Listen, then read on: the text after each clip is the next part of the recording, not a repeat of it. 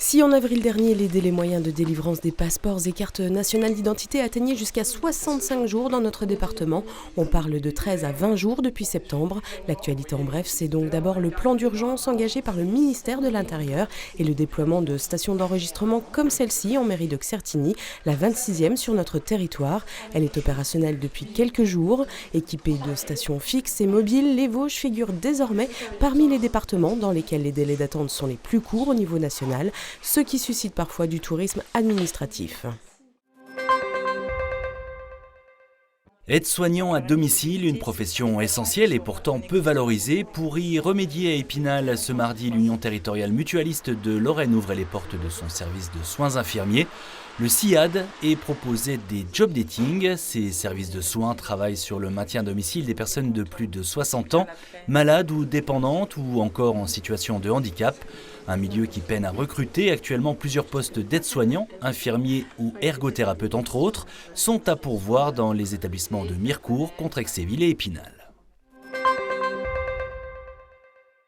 Une présidence bicéphale pour le 30e Festival international du film fantastique de Gérard May. On l'a appris ce jeudi, ce sont le réalisateur, scénariste et producteur français Michel Hazanavicius et sa compagne, la comédienne césarisée Bérénice Bejo, qui connaît bien d'ailleurs le festival girondois, qui dirigeront ensemble le jury long métrage. Cette édition anniversaire se déroulera du 25 au 29 janvier prochain.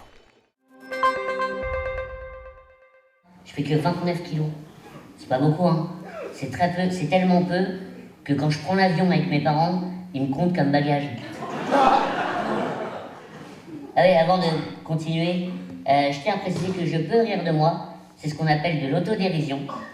Par contre, si vous riez de moi, c'est ce qu'on appelle de la discrimination envers une personne handicapée.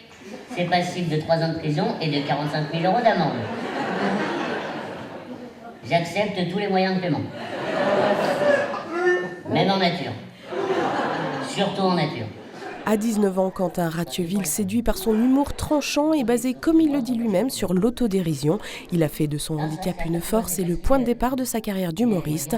Il était sur la scène de la Louvière à Épinal vendredi dernier à l'invitation de l'Association des paralysés de France dans le cadre du 4e Festival Humour et Handicap.